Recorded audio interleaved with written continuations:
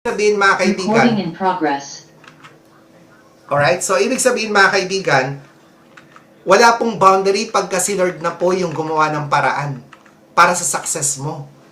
'Di ba? Dahil nakita niya ang reality ng sitwasyon, ang oppression ng Israel. Nakita ni Gideon, yung self-awareness niya na bihag kami, na tuwing nagtatrabaho na lang kami kinukuha. 'Di ba? So parang kinukuha ng mga Midianites at walang tinitira sa atin. 'Di ba? So ganun din po 'yung nangyayari kung feeling mo 'yung sitwasyon mo ngayon na kahit anong trabaho mo, hindi ka nakakaahon, kahit na anong pilit mong isipin pa na yung sitwasyon mo ngayon, parang imposible nang mabayaran yung loan ko, imposible akong makaahon dito, imposible ako na kumita ng malaki, imposible lumaki yung network ko or maraming tumangkilik ng produkto ko. Alam nyo mga kaibigan, may sarili tayong current version. Hindi mo malalaman ang next level kung hindi mo kilala ang starting point mo. Kaya nga, importante po, para mapunta ka sa next version, you have to recognize your current version. So, ibig sabihin, i-recognize mo muna ano ba yung current version na nasa akin ngayon. Ano ba yung, ako ba yung taong takot? Ako ba yung taong mahihain din? Ano yung strength mo? Ano yung weaknesses mo? O alam mo ba talaga yung strength mo, hindi mo kilala yung sarili mo? Ano ba yung mga habits na kailangan mong baguhin na nagpapabagal sa production mo? Ano ba yung pananaw mo sa sales? Natatakot ka bang ma-reject hanggang ngayon? Na kung bago ka, nahihiya ka na sasabihin, ay nagbebenta, nakakahiya. Mababa ba yung tingin mo sa negosyo? Or ayaw mong subukan kasi baka mapahiya ka. Iniisip mo, wala naman akong experience sa sales. Ayoko magkamali. Diba? Paano kung magkamali ako? Paano kung ano sasabihin nila? Alam mo kung ang sagot mo na sa tanong na to ay oo, syempre, normal ka, tao ka, congratulations. So, ibig sabihin, normal lang naman na nagsisimula tayo or parang nararamdaman mo ng umpisa, nahihiya ka kasi wala naman po talagang pinanganak na salesman. And even, wala naman pong pagkapanganak, ay ang galing na neto magsalita. Ay, salesman na to kasi nagbebenta siya. So, ibig sabihin, lahat po tayo, normal na pag-aralan lang din po lahat. At alam nyo po ba ang totoong dahilan kung bakit takot ang tao sa sales? Dahil ayaw nating marinig ang no. Kasi iniisip natin, personal po yung pagtanggi. Ayaw po nating matanggihan po tayo ng tao. Kaya may mga na-encounter pa nga ako ng mga distributor for the past 17 years na mga distributor na para lang makabenta, binibigay nila yung products kahit walang bayad kasi ayaw nilang matanggihan sila.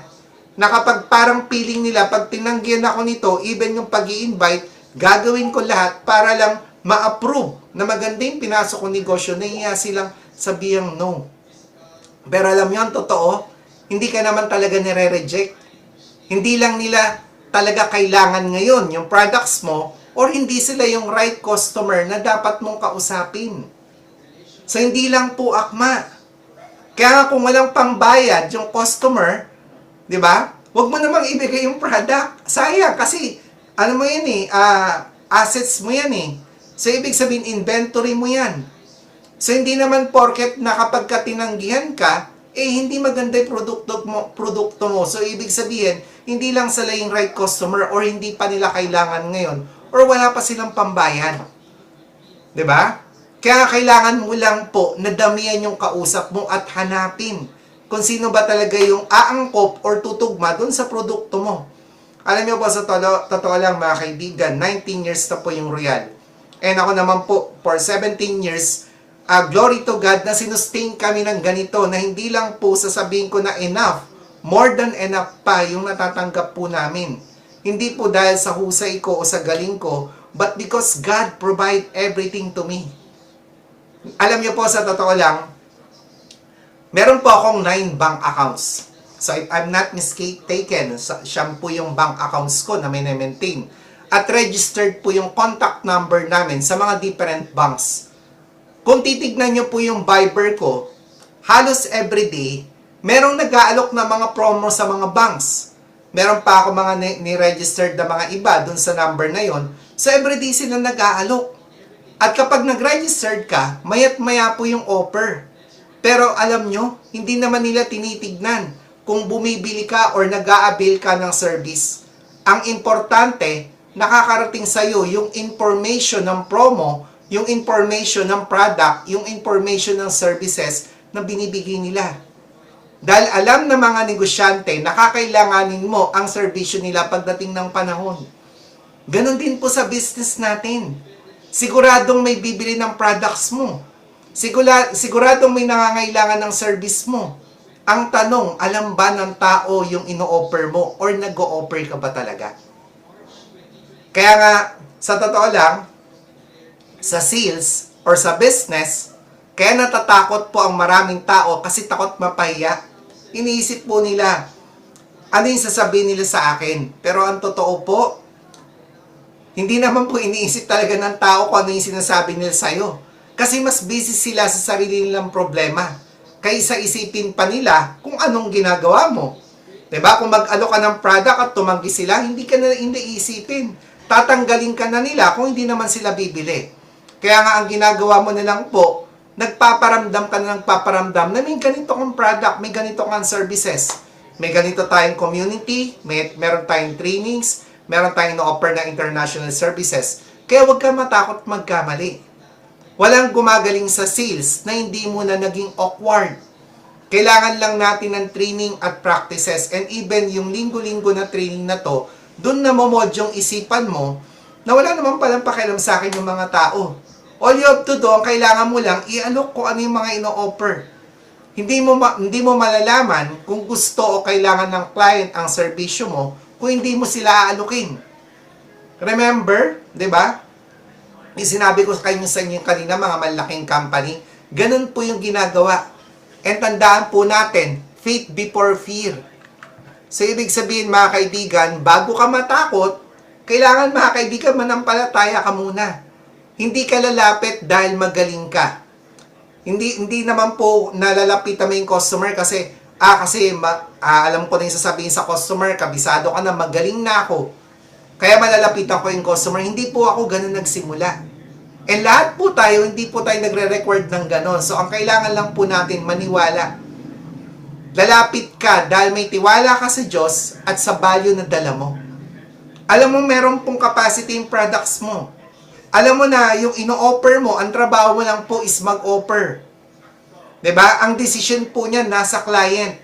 At yung outcome na ginagawa mo, yung pagyaman, yung pag-asenso, yung malalaking income, na kay God po yan.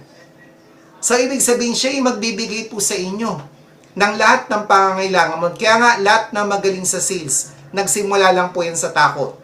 Ang kaibahan lang ng successful, hindi sila tumigil, kahit kinakabahan.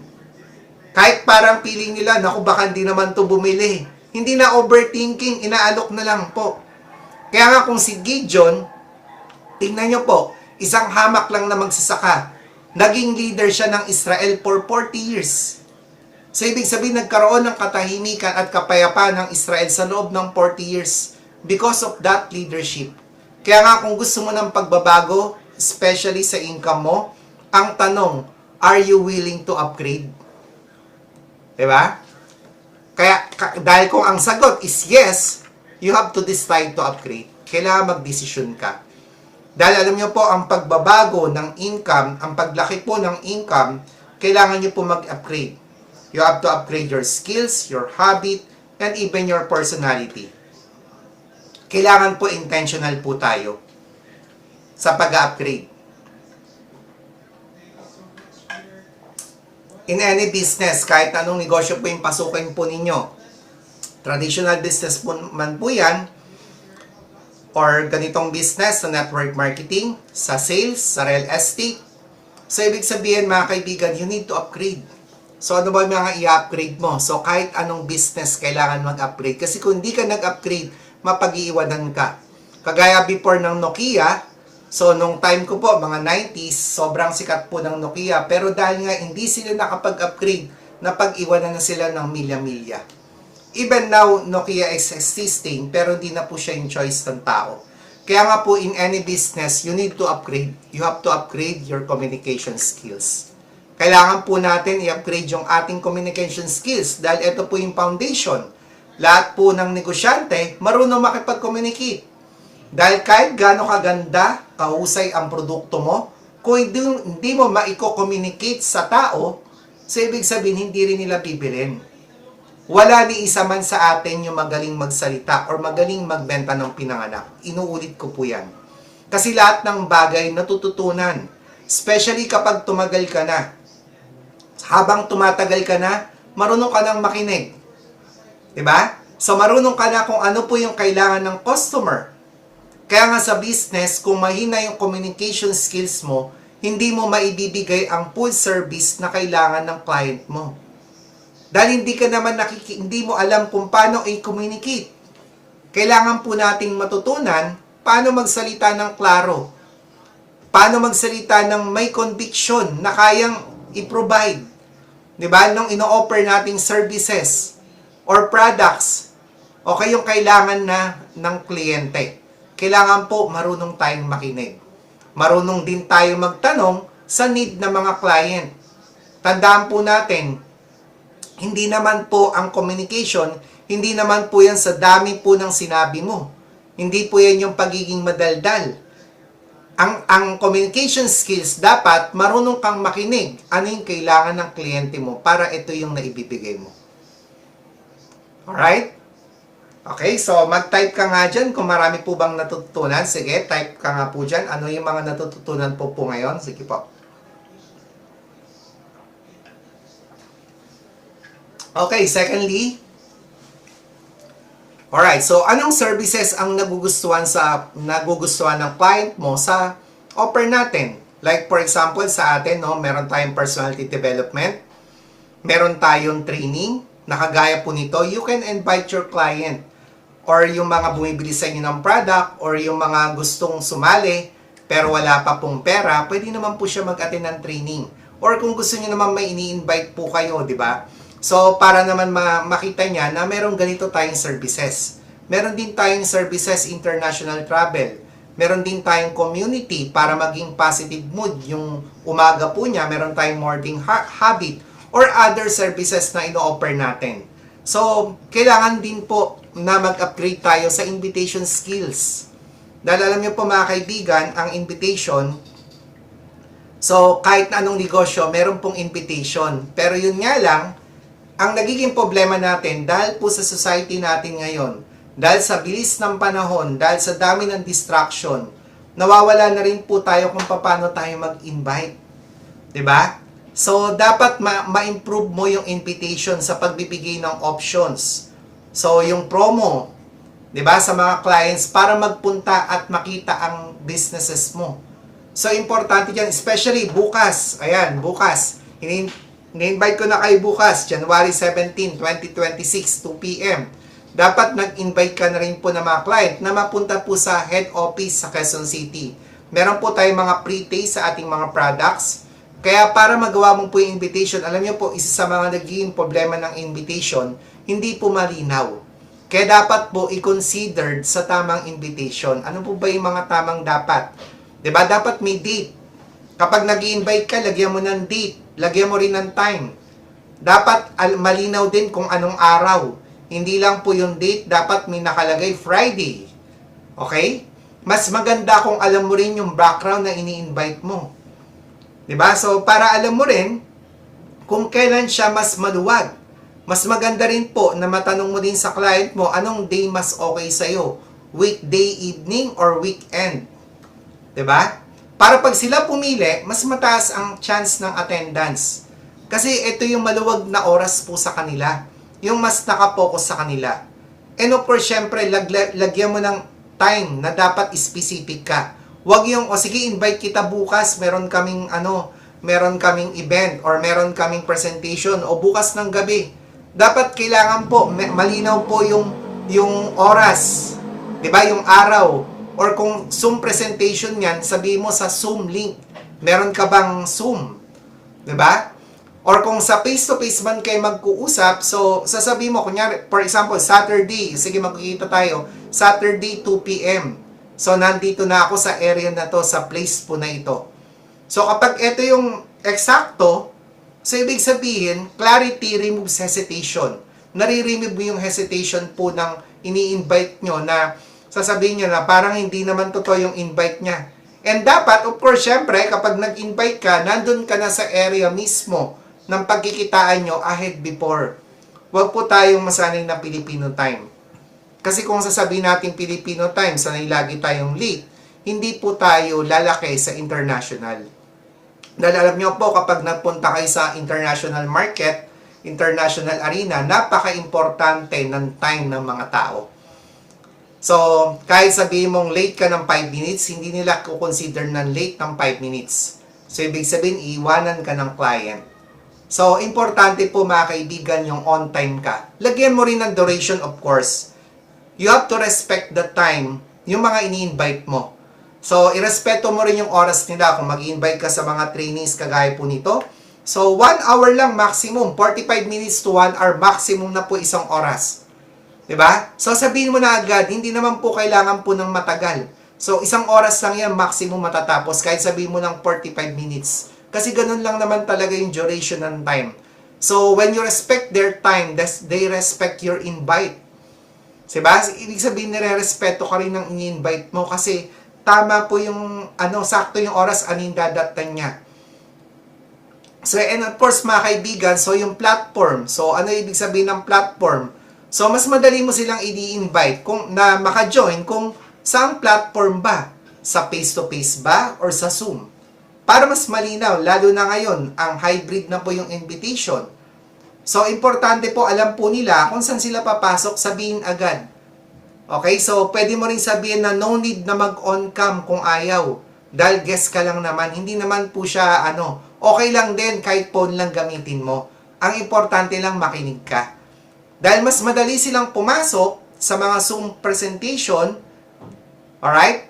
So, kung hindi sila pressure, kung face-to-face, importante, professional ka. Kaya kailangan sa pag-i-invite, so importante na may considered mo to. Anong platform yung gagamitin? And anong purpose? Alright? So, bakit sila dapat umattend? So, bigyan mo sila ng idea. Yung idea na magpapa-excite sa kanila. Because people attend for value. Kahit po ako, uma-attend po ako ng mga event, uma-attend po ako ng mga gatherings, kung alam ko yung value na maibibigay po nito sa akin. Alright? Kung in-invite mo ko para mag-attend ng mga training at alam ko yung mga trainings na ipoprovide is valuable at makakatulong po sa personal development ko, atin ako kahit Zoom or face-to-face. May mga inatinan din po ako ng mga event kapag ka nakikita ko na para lang may gathering na maraming tao na alam ko na marami akong makikilala, so maatin din po ako. Kaya nga kung presentation ng atinan, build up mo kung bakit dapat mag-attend. Alright? Kung meron tayong mga Zoom presentation, i-build up mo ano yung matututunan niya. Health benefits pagdating sa mga products. Paano kumita? Ano yung background ng speaker? At least masabi mo yun. Ito yung purpose, bakit kailangan siyang umattend at bakit siya ma-excite na umattend.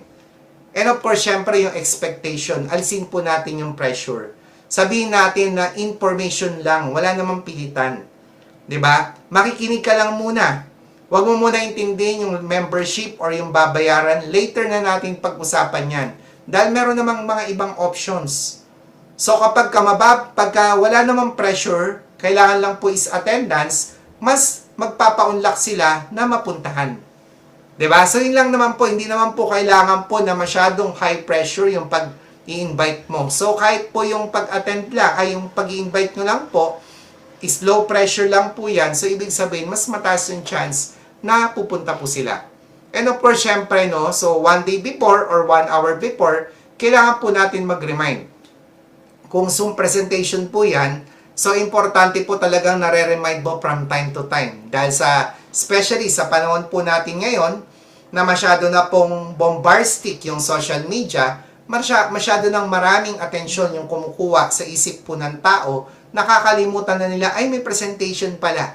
Kaya magpapaalala ka is either 1 hour before or 30 minutes before kung may Zoom presentation, or 1 day before kapag ka meet up ng face-to-face. So, kahit simpleng reminder lang, di ba? So, yun lang importante po dyan. Dahil madalas po, kaya hindi nag-show up kasi wala po tayong reminder. Alright?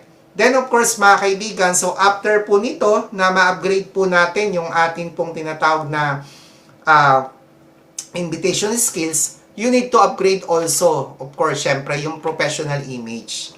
Napaka-importante po nito sa negosyo. Alam nyo, sa totoo lang, ang professional image, ito yung unang tinitignan ng tao, hindi naman po talaga yung products mo. Kasi kahit anong world class ang produkto, kagaya sa atin, kung hindi maayos yung nagbebenta, nahihirapan din yung client na magtiwala at maniwala or bumili po sa atin. Kaya nga po, sa totoo lang, alam niyo po, sa tagal ko po sa negosyo, sa sales, sa marketing, or sa business, 3 minuto lang, ginajudge ka na ng tao. Hindi naman po dahil mapangusga sila, ganun po talaga yung utak ng tao. Titignan ka ng mula ulo hanggang paa. Hindi naman po dahil ginudge ka nila. But because, of course, syempre mga kaibigan, tinitignan nila ano ba yung i-offer mo, ano ba yung kailangan mo. Kaya i-upgrade natin, kailangan natin i-upgrade yung itsura natin at yung setup. Para hindi kailangang magpaliwanag ka ng sobra-sobra. Alright? So, importante po yan. So, you have to dress with intention. Magsusuot ka ng damit with intention. Hindi naman po kailangang mahal. Hindi naman po kailangan ng branded. But of course, kung may pambili ka naman, so I advise, maganda na bumili ka ng mga ginto. Of course, kung may pambili ka, huwag ka lang bibili ng mga fake. Hindi ko po ina-advise. Dahil of course, syempre, makikita niya na hindi ka real. So, mas maganda po, even yung dress mo, kailangan lang naman po maayos. Yun lang naman po, yung planchado, kahit papaano naghanda ka. May personal hygiene, of course, yan po. Sa tuwing harap ka sa client, so kung kaya mong bumili ng pabango, kasi ako po, nag-invest po ng pabango, dahil kung mukha kang businessman, kakausapin ka bilang business person. So, you have to dress with intention. At alam nyo, kapag umarap ka sa client, kahit po ako, pag umarap ako sa client, confident po ako na bibili siya ng package. Confident ako na bibili siya ng produkto o real estate na inalok po natin na kung ano yung meron po tayo ngayon sa Zambales. Dahil po nagbibihis po ako ng maayos. Binibigay ko yung pinaka-the best presentable dress ko at binibigay ko yung pinaka-best communication skills ko at nag-invest din po ako ng personal relationship ng pakikisama at nag-invest ako sa pabango. And of course, syempre, don't forget to pray para maayos yung meeting mo. Is either Zoom or face-to-face meeting, kailangan po ipagpe-pray mo muna para masasight mo din na ano ba yung kailangan ng kliyente mo. Extra income ba? Products ba? Or investor ba yan para sa ating mga real estate? So, ibig sabihin, or services ba natin na mga other service like camaraderie, international service natin, kaya gusto niya sumali. So, ibig sabihin, kailangan ipagpe-pray mo din kay Lord. Diba? So, iyan ang pinaka-importante sa invitation. Remember, ang unang tinitignan po ng client ay ikaw. Yung presence mo. Yung bihis mo at yung paraan ng pakikipag-usap mo. Kaya nga po ang produkto sa totoo lang, mga kaibigan, secondary na lang.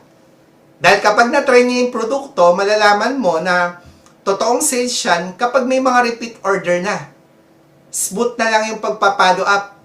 Kasi kapag ramdam nila yung professionalism mo, yung integrity mo, automatic silang magkakaroon ng tiwala sa iyo at bibili po sa iyo ng paulit-ulit. So, yun po yung kailangan po nating improve. And even the Zoom presence. Alam niyo mga kaibigan, kahit po ngayon, patotoo lang, hindi ko naman po ginajudge po yung iba. Okay, so na mga nandito, ayan, yung mga nandito po ngayon sa Zoom, hindi ko naman po kayo ginajudge. So, yung mga naka-off cam, but of course mga kaibigan, importante po yung Zoom presence. Dapat linawan nyo rin po kahit papano yung camera and audio po ninyo. Kung hindi man ganun kalinaw pa o wala pang invest sa camera ng maganda or malinaw, wala pang desktop, so of course, syempre, habang tumatagal ka sa pagninegosyo, pag kumikita ka na, mag-invest ka rin sa desktop. Pagandahin mo rin yung camera. Pero kung wala pang ganun, okay, so sinasuggest ko muna, bumili ka muna ng ring light. Para at least maayos man lang yung background mo, nakikita ka na malinaw. Gamit ka ng background, like clean wall. 'Di ba? So yung malinis na wall, or meron kang cortina. So yung walang kalat sa likod. And of course, mga kaibigan, ang tinitignan po ng tao, your calm behavior. So pasensya na po kayo, hindi ko naman po inaano po sa inyo, but of course, ito po yung importante, yung calm behavior. Huwag po kayong nakahiga. Hindi ko kayo pinapagalitan, but of course, nire-remind ko lang. And huwag ka rin kumakain na parang ginawa mong sinihan. Or huwag kang distracted. But of course, ito is a simple reminder kasi alam nyo po, pag nag-attend po ako ng Zoom meeting sa iba other than this business, yung mga kasama ko po, mga social, sikat na media personality, so iba po yung behavior ko. And iba rin yung behavior nila. At ako po, pag nandun ako sa Zoom meeting, tuwan-tuwa po ako, naglulukso yung puso ko na nagpapasalamat, buti nilang in-invite ako dito. Ganon yung nararamdaman ko kasi bakit? Ramdam ko po yung presence ng Zoom. Ramdam ko po doon na kapag may nagsasalita po, and even po sila, talaga pong nakikinig. Kasi yung behavior po nila, yung on-cam behavior, talaga pong parang, nung naka-attend nga ako ng one time sa 700 Club, kasama ko yung ibang mga media personality, so exclusive, nararamdaman ko po talaga na special ako. Na nandun ako sa Zoom na to kasi bakit mga kaibigan? Kasi yung mismong kasama ko sa Zoom, naka-on cam talaga at nakikinig. Alright? Mas ramdam ng client ang importance ng Zoom presentation or face-to-face meet-up kung sa'yo mismo nagsisimula yung behavior. And lastly, confidence in delivery. Kung paano mo, alright, kung paano mo pinapresent, ano yung kumpiyansa ng pagdadala mo ng iyong produkto, iyong serbisyo. Dahil kapag, alam mo, sa panahon po natin ngayon, marami po ako nakikita. Ito, hindi naman din po ito tama sa mga nakikinig. But of course, kapag magkasama kayo, especially nakikita ko po ito sa marami akong nakikita sa generation ngayon. Kahit magkasama sa isang table, is either dinner meeting, or lunch meeting, or kadalasan pa pag sinabing bonding, madalas, cellphone po yung kaharap. Hindi naman po talaga nag-bonding. Alam ko, parang sabi ko, anong klaseng generation ba to? Paano siya matuturuan? Kasi kapag sinabing bonding, magkasama kayo. Sayang naman yung presence ng time. Nakaharap mo yung tao, tapos kaharap mo yung cellphone mo. Lumilipad yung isip. Kaya nga kapag ka nasa ibang bansa, ako, pinapractice ko talaga to, or even may kaharap ako. Kaya kapag kaharap nyo ako, mapapansin nyo, hindi ako nagsiselfone. Kapag kinausap nyo ako, nagbibigay ako ng time. Dahil alam ko, mas importante yung nagkita tayong face-to-face kaysa dito sa cellphone. Nakakaharapin ko na manonood lang ako ng kung ano-ano. And yan po ay bilang pagbibigay ng respeto sa kasama mo. Mas marami kayong matututunan kapag nakikinig kayo at nakikipag-usap. You have to master the art of listening. Ang art of listening po, hindi po natin yan makukuha sa pag-upo lang sa Zoom training or sa mga pagbabasa lang po ng libro. Kailangan po natin siyang ma-practice pong makinig. Kailangan po natin ng actual presentation. Kailangan po natin ng actual na encounter. Kaya nga po, ako po, yung pinakita pong income, hindi ko po magagawa yan nung ako'y bago. Kasi wala naman po akong personal encounter before. So, dun sa mga client, dahil kung titignan niyo po yung background ko, isa po akong accountant, isa po akong CPA, bawal akong makipag-usap sa sales, tinatago po ng kumpanya kung ano po yung mga record ng company, bawal makita yung payroll, bawal makita kung magkano kinikita ng company, tanging kami lang nakakakita. Ganon po kami ina-isolate. But because of the business, na kailangan po, na nagre-require po ng upgrade ng ibang version ako, kailangan ko pong aralin na makipag-usap. Kailangan may eye-to-eye contact ka. Kahit po sa Zoom, kahit sa online. 'Di ba? Importante yung eye-to-eye contact. And especially kapag kaharap mo na yung kliyente, huwag yung tingin ka ng tingin sa cellphone. Ang sinasabi ko lang po, hindi ko kayo pinagagalitan, but of course, nire-remind ko. Dahil kung makakasanayan mo yan, mas madidismaya sa iyong kliyente. And especially, kapag nag-market ka na international, sayang. Ang laki ng opportunity sa international market. But because of professionalism, hindi po nagagawa, ano po nangyayari po sa atin, nawawala yung kliyente. Alright? So, kailangan din po natin ng calm. Ibig sabihin ng calm, yung kalmado ka, huwag kayong laging nagmamadali, or clear yung voice mo, hindi yung pasigaw. So, meaning, kapag ka nagmi-meeting ka, nakikipag-usap ka, So, hindi parang sinisigawan mo yung kliyente. Nararamdaman niya yung presence mo. Uy, good vibes to. Kalmado to. Ang sarap na itong kasama. Kahit na 1 oras siya magsalita, 2 oras gusto ko siya kasama. So, yun po yung pakikipag-business. And eto pong kumpiyansa na to, hindi po ito nakukuha na dahil magaling ka na. Because confidence comes from preparation, not personality. Hindi po yan yung, kasi personality mo yan, hindi po ganun ang confidence. Lahat po yan na pag-aaralan. Lahat po yan na pa-practice. You have to use, of course, syempre makukuha mo po yung confidence. Hindi lang po sa pakikinig at pakikipag-usap. Dahil yung pakikinig at pakikipag-usap mo, dyan ka makakarinig ng real life stories. Kaya nga po, kapag nag-a-advise ka, and even po ako, nag-a-advise po ako, hindi naman po dahil magaling po ako. Dahil narinig ko na po yung real life stories ng isa, na ito yung nabibigay kong advice po sa kanya at napagpe-pray ko kasi alam kong nalusutan na niya. Diba? So sa pakinig din po mga kaibigan, diyan ka makakarinig ng mga short transformation stories, yung before and after. Kapag naririnig mo po yan sa pakikipag-usap, kapag nakipag-usap ka sa client, marami kang maikukwento sa kanya ng mga before and after na nangyari po. Yung transformation sa business mula nung pumasok po dito. Yung story po ng iba, ito po yung magandang ikwento. Kesa yung story po natin na parang nagmumukha tayo nagyayabang na hindi po magandang pakinggan. Kaya nga kapag member kasama mo, business partner or client, try to communicate. Yung simpleng pagtatanong na kamusta ka na. At yung pakikinig sa kanya, mas marami kang matututunan dyan. More than dun sa panonood mo dun sa mga Facebook, sa mga Reels, sa mga video or TikTok, na ang dami mong napapanood, yung isip po natin nawawala na sa concentration. Diba? So, usap din kayo sa product or business. Mas madami kang napapakinggan na story sa product, mga success story, sa experience po ng iba na, ay, ganito na experience ko din. Mas magiging madali sa iyo ang negosyo dahil marami kang naikukwento. Kaya nga po, when you do the presentation or meet up, sanayin mo yung sarili mo na tanungin yung tao. So, may tinatawag na discovery form. Alright? Sa itong discovery form, alam niyo, sa tagal ko, sa ilang season na, ilang dekada na po ako sa Royal, alam niyo, sa totoo lang, iba't ibang paraan ng pagmamarket, iba't ibang paraan ng pagbibigay ng serbisyo sa customer, sa client. So, nag-iiba rin po yung, yung ginagawa mo. Na kung dati, mga kaibigan, nagsimula po ako na mag-market before through flyers. So, ngayon, social media na. 'Di ba? So, yung dati na hindi ako marunong makipag-usap, very powerful na po yung simpleng kamusta ka na. Alam niyo, yung simpleng pagkamusta lang, yung pagtanong ng kamusta ka na, napakasimple po niyan. Pero ito po yung nagpapakita ng concern.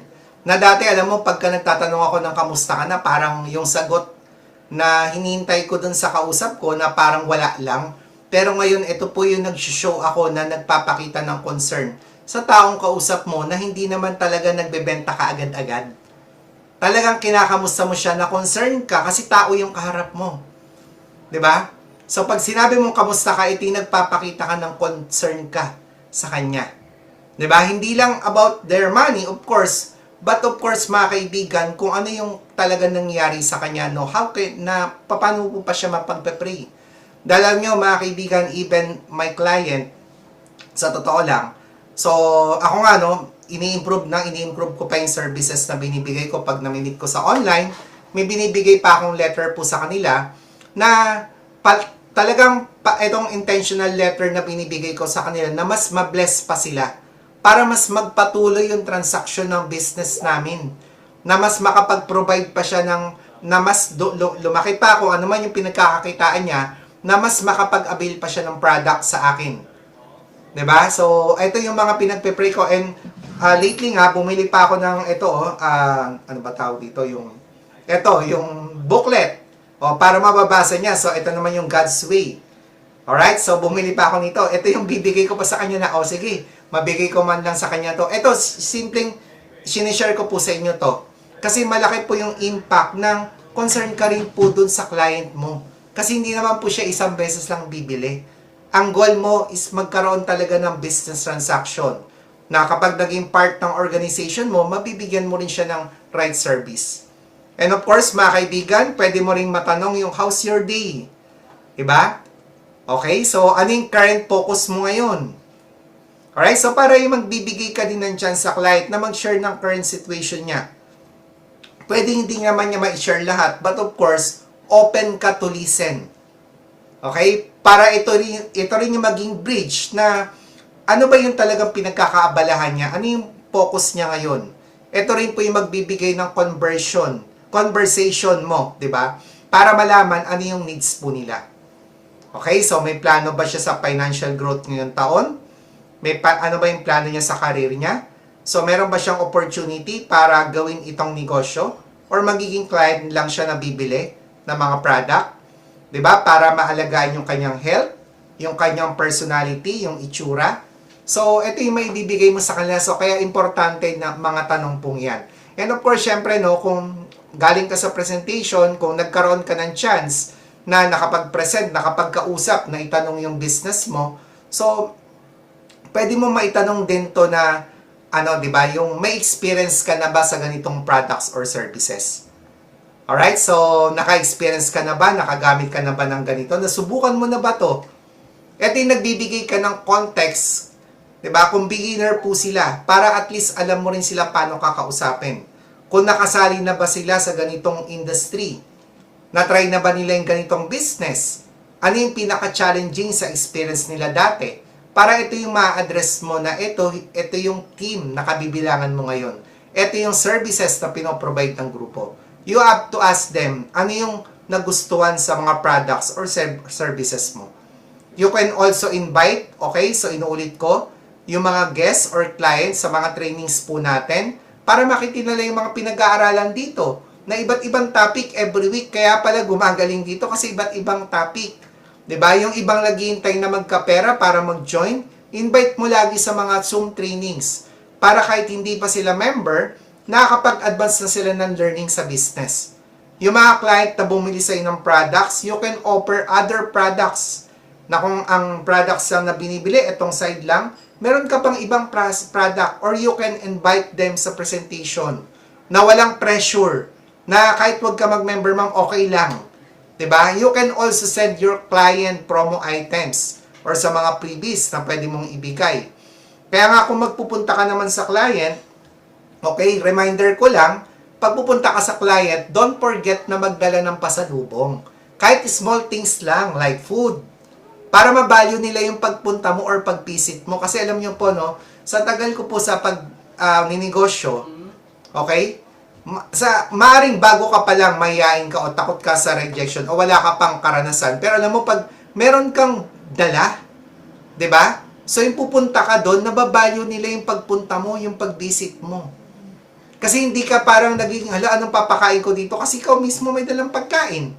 Ikaw mismo, kapag ka nagpupunta ka sa kanila, bibisit ka kanila, hindi naman para magbenta ka eh. Pakikinggan mo kung ano yung concern nila.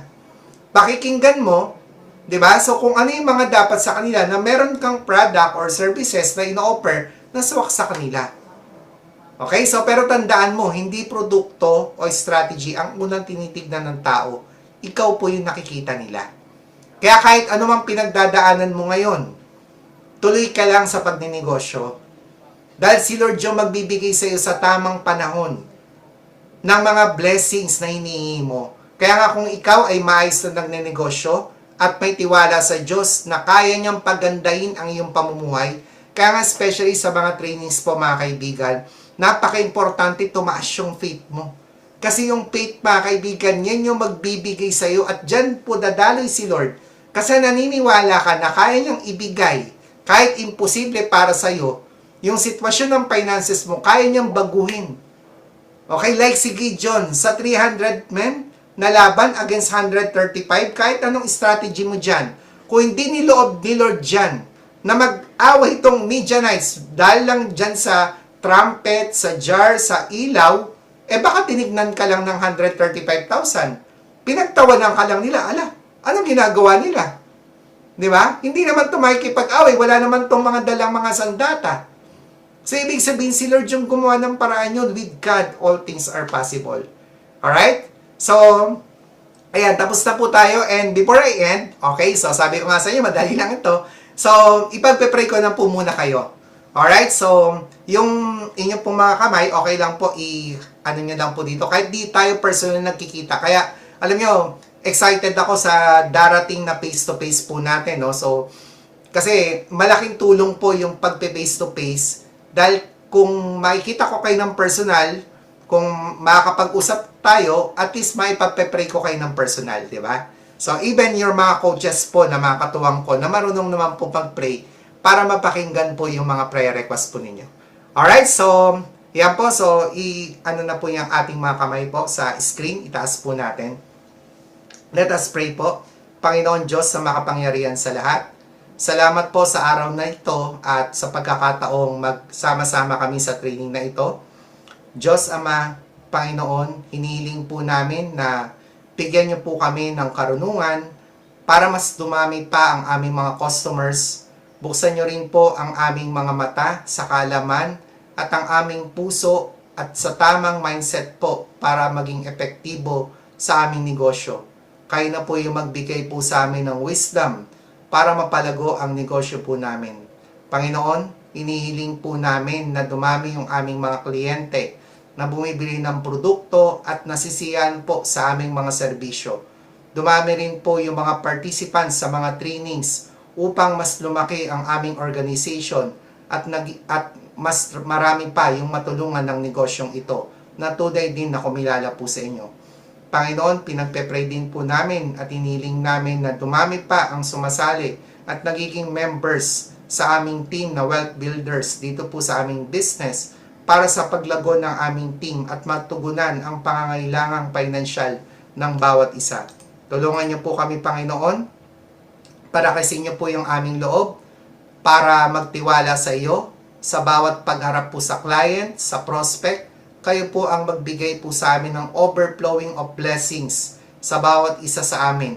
At tulungan mo kaming mapalago ang inyong blessings na binibigay ng siklig-lig at umaapaw upang maging daluyan kami ng pagpapala at kabutihan po sa iba.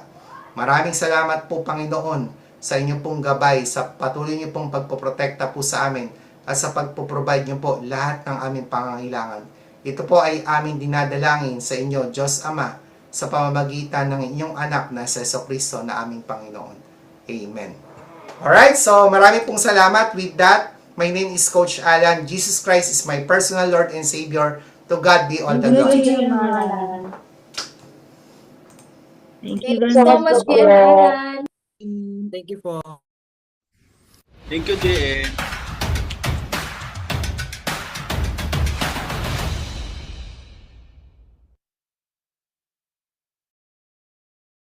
Ayun, thank you so much. Ayan, paano mo na, Daddy? Thank you so much, GM Alan, sa napaka-helpful na mga tips at the same time sa napakagandang topic po natin ngayong gabi. Ayan, thank you so much. At dahil dyan, meron tayong mga hinahanda na mga katanungan para kay GM nang sa ganon, marami tayong matutunan for sure sa mga kasagutan ni GM dito. Hi, GM Alan! Alright, so ayan. Okay, fast track na pala. Thank you so much, GM Alan. Ayan, Alright. magpapapunod na GM. No, open na open si GM. Okay, fans. Ayan, so ito po yung unang katanungan po, GM. Ayan, number one. Ano yung mga challenges o weaknesses mo sa sales at sa recruitment? Thank you so much, sir. Alright, so alam niyo, sabi ko nga po kanina, isa din sa pinanggalingan ko before na paraan ng pagmamarket. Ang pagmamarket po kasi nagbabago na nagbabago. So habang tumatagal ang panahon, nag-iiba rin po yung gusto o ipangangailangan po ng client or customers po natin. And isa sa mga challenges ko po, and of course sa sales, of course yung nagre-require po siya ng social media presence. So of course, syempre sa edad ko, hindi pa naman ako ganong katanda. Pero syempre yung social media presence, talagang kailangan po natin na lagi kang nakikita sa mga social media. And kailangan mong humarap sa iba't ibang social media platform para ma-reach po yung ating clients at prospect. Pero sa totoo lang, minsan, nahihirapan po kong umiwas sa distraction. Alright, tulad ng panonood ng reels or paglalaro ng mga video games. And alam niyo po, ako, totoong tao po ako sa inyo na dahil po sa panonood or paglalaro ng mga video games, nagiging unproductive yung oras ko. Naranasan ko pa yung minsan matutulog ka na lang, nanonood ka pa ng video, dahil maganda naman yung, sa totoo lang, maganda yung cellphone, ang ganda ng napapanood mo, at iba-iba, scroll ka ng scroll, kadalasan, ito po yung nagpapabagal sa ating sales. Nagpapabagal din po sa ating isip at nagiging unproductive po tayo. And kaya nga po, para ma-address po ito, ang ginawa ko po, ito yung ginawa kong solusyon, di ba? So, dahil nga syempre, iyan po yung nagiging struggles ko or weakness. Pagdat kaya bumabagal yung sales and recruitment. So, binura ko po lahat ng unnecessary games. Even nga sa desktop ko, meron akong NBA games na mahigit 3 oras kong in-install. Ang gandang laruin, binura ko po siya. Alright? So, pagkatapos po na pagbura po ng mga unnecessary games, iniiwasan ko na rin pong manood, lalo na pagkasagabi na mga videos or hindi naman makakatulong po sa pag-unlad or paglago po ng negosyo. Pagkatapos ko po mag-layout ng content at schedule posts, iniiwasan ko ng manood ng mga kung ano-ano na hindi makakatulong. And of course, syempre, dinagdagan ko rin yung oras ko para sa quiet time, para makinig sa instruction ni Lord, at magsulat ng request para kay Lord tungkol sa gusto ko sa buhay. So, meron ako mga letter pa na mga ginagawa para kay Lord. And syempre, yan din po, no? Ipopromote ko na rin po yung ating vision casting next week. O yan, Saturday po yan. Nagaganapin sa Linden Hotel this coming Saturday, January 24, 2026. 2 p.m. po yan, so overnight po yan. So, pag-uusapan po natin dyan kung ano po yung mga pwede nating gawin and even yung goal po natin. Mas malinaw po sa lahat yung kanilang goals sa personal po nila na buhay, kung paano nila maaabot. Of course, syempre, mas madali mo siyang makukuha. Malaking impact yung meron kang malinaw na goal. Kaya yung challenges ng pagbebenta o recruitment, hindi naman talaga siya outside form, kundi internal problem po yan ng bawat distributor. Diba? Dahil hindi naman talaga sa mahirap yung negosyo, bagkos hindi lang nagagawa dahil sa dami ng distraction at nawawalan tayo ng oras dahil sa dami ng kumukuha ng ating atensyon. Alright? So, yun po, Coach Aileen. Thank you so much, GM. For sure, ang daming mga nakaka-relate doon. Yung mga distraction, mga reels. Ayan, isa na po tayo dyan. Ayan, salamat GM sa tips para doon. And pangalawang katanungan po GM, ano ang unang hakbang na pwede mong gawin sa loob ng 7 araw para maging professional at credible sa clients? Thank you po. Alright, so ang ganda ng tanong, no? So parang ito yung 7 days journey. So, first of all, syempre, no, so para at least, sabi ko nga, no, professional ka, tsaka credible king ka naman, pagka nagne-negosyo ka, dito kasi lalaki yung income mo kapag credible ka eh. So, kailangan linisin mo muna yung mga environment mo. So, yun nga sinabi ko sa inyo kanina, kung kayo po ay nagsisimula ng online, burahin mo na yung unnecessary games or yung mga apps dyan sa cellphone mo or sa laptop mo or sa desktop. You have to organize yung workplace. So, kung halimbawang nagkakaroon ka na ng budget, lumalaki na yung income mo, huwag mo munang gamitin sa iba, mag-upgrade ka muna, bili ka ng desktop sa bahay. Hindi naman kailangan ng laptop. Mura lang naman ang mga desktop. Meron ka ng 10,000, 15,000, maganda na po yan. So, kung hindi naman para kaya ng budget, so at least bumili ka ng ring light. Ayan po, bili ka ng ring light para magandang tignan. So, yung zoom background mo, i-check mo din. So, mas maganda wall yung nasa gilid kung kaya mo may mga clean wall ka, cortina, 'di ba? So, tignan mo rin yung audio or camera positioning. So, i-check mo 'yan para at least man lang kapag ka nagninegosyo ka talagang negosyo yung ginagawa mo. So, professional po yung dating. And of course, syempre, yung personal grooming. So, ito naman po, hindi naman po mahirap to, magagawa mo naman po ito sa 7 days. Yung personal grooming mo and dress, you have to plan and prepare outfit for client interaction. Kung pupunta ka sa client, ako for example, pag pupunta ako sa mga client or pag ganito kasing mga trainings, mga Zoom meetings, so okay lang na hindi ka nakabihis. But of course, iba rin po yung impact kapag ikaw nagbihes, nag-ayos, at pupunta ka sa mga training or sa business meeting, iba po yung pasok po sa atin po nun. 'Di ba? Kasi nandun ka sa best dress mo, best hairstyle mo, or hygiene check mo. So, i-check mo din dapat yan. So, yung looks mo, syempre, kaya kapag nakikinig ka, mas madaling pumasok sa iyo yung wisdom. Nakakaisip ka doon ng, ay, ito pala yung mga dapat kong kausapin, ito yung mga dapat kong gawin. Kaya nga kapag ka nagtutalk or even mga meeting ka, importante yung personal grooming. And of course, syempre, no, ayusin po natin yung ating social media and content layout. So, you have to plan for your content for the week. Ano ba yung mga dapat mong i-post? Mga product tips, value post, or motivation. Ako, ang ginagawa ko po personal po dyan, tinitignan ko yung stocks ng products ko. Ano ba yung mga produkto ko pa dito na nandito sa akin? Para ito po yung i-content ko or ipopost ko sa aking page or sa aking timeline. So, yun din, tignan mo rin po yung mga distraction, mga reels or unproductive videos, kailangan po iwasan mo po siya. Kaya nga kung hindi ka pa marunong gumawa of course ng social media content, you have to ask for your coaches ano yung magagandang pwedeng i-post. And pag-usapan natin yan sa mga susunod pa na mga topic. And lastly, so of course syempre, ito, bago ko makalimutan, you have to spend time sa quiet time and prayer.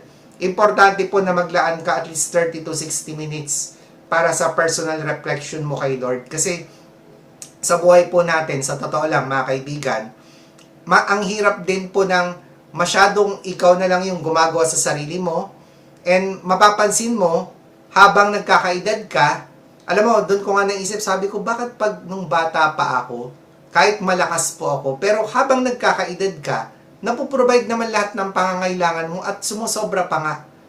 Kasi mga kaibigan, doon na nag-intervene sa si God na hindi lahat kaya ng lakas at ano mo. Kailangan mo ng wisdom galing kay Lord. You have to focus your mindset at alignment para gumana yung creativity mo sa negosyo and ma-execute mo yung binibigay sa yung idea.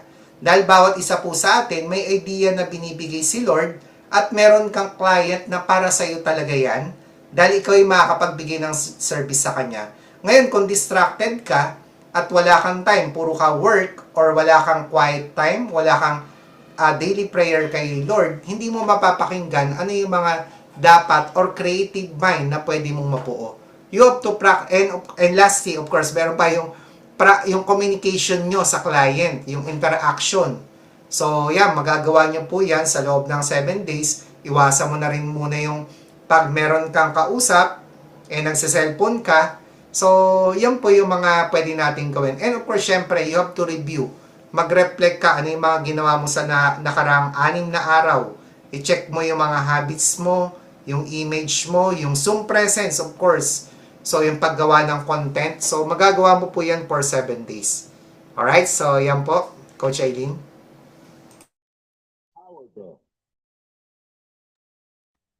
Napakagandang sagot, GM. Maraming salamat doon. Grabe, ang dami nating, for sure, marami pong mga natitake notes. Ang wealth builders ngayong gabi, no? Ang talaga sa akin, doon yung time kay Lord, yung alignment kay Lord, kasi susunod na yung iba. Ayan, si Lord yung magbibigay sa atin ng wisdom sa mga prospect natin. And, pangatlo, ayan, ito po GM, ano ang measurable goal mo sa susunod na 1 to 2 weeks para makita ang resulta ng iyong pagbabago? Ayan, napakaganda po nito. Okay, so, yan. So, ito yung 1 to 2 weeks, makikita mo naman din talaga, no, na may changes. Para sa akin kasi syempre, no, kailangan tignan mo ngayon sa panahon natin ngayon or generation, yung social media presence. Personally, yung goal ko, makapag-post ako ng at least 3 to 5 valuable driven content sa aking social media accounts. So, syempre, talagang ine-effortan din yung paggawa ng videos, yung content, yung pagbabasa din, and even yung mga nababasa ko sa Bible, yung reflection daily, para hindi lang magbenta, na makakatulong po sa tao. And ginagawa ko rin po yung pag-send ng mga invitation sa client and prospect, paragi ko ini-improve yung communication ko. Even doon sa pag-invite or pag-send sa kanila ng products, pag-send sa kanila ng business presentation, pag-send sa kanila ng mga invitation para mag-attend ng training, talagang binibigyan ko siya ng panahon. At binabantayan ko rin yung personal routine. So, syempre, dyan mo lang mame-measure na meron kang talaga makikitang resulta kapag binabantay mo yung personal routine mo everyday. Kailangan makagawa ko ng layouts ng products. Of course, syempre, makita nila yung benefits. Dumami yung makakita ng offer ko na products and services. So, dumami yung maka-view. So, at makapagbigay din tayo ng storytelling about sa business. Yung mga before and after. Yung ginagawa ko po, bumubuo ako ng good habit or personal good routine para nagkakaroon po ng improvement yung negosyo. Kaya kung alam mo kung ano yung mga focus mong ibenta, membership package, product stocks na gusto mong mag-move, dito ka makakapagsimulang makagawa ng plan in 2 weeks na makikita mo na nagkakaroon talaga ng pagbabago o changes yung negosyo mo. Alright, so yan lang po. Thank you, Coach Aileen. Maraming salamat, GM Alan. And that's it, our Wealth Builders Fast Track. At dahil dyan, okay lang ba, GM, maka-request na rin kami ng picture. Kasama po kayo. Ayan, sa lahat po ng mga kayang mag-on-cam po tayo. Ayan, kasama natin si GM Alan sa picture. Ayan, 1, 2, 3, smile! Ayan, salon ng blessing. 1, 2, 3, smile! Okay, God bless everyone. Thank you so much, GM Alan. To God be all the glory. Thank you so much po, Bye! Juliet. God bless po. Thank you po, Joelyn. Thank you so much. Thank you sa ating vision casting. Ayan, 24 to 25 po ngayon January. And of course, sa mga magbibiyahe bukas, kita-kits po tayo sa head office. God bless po. Thank you, Coach God Aileen. bless po, everyone. See you po bukas. See you po bukas.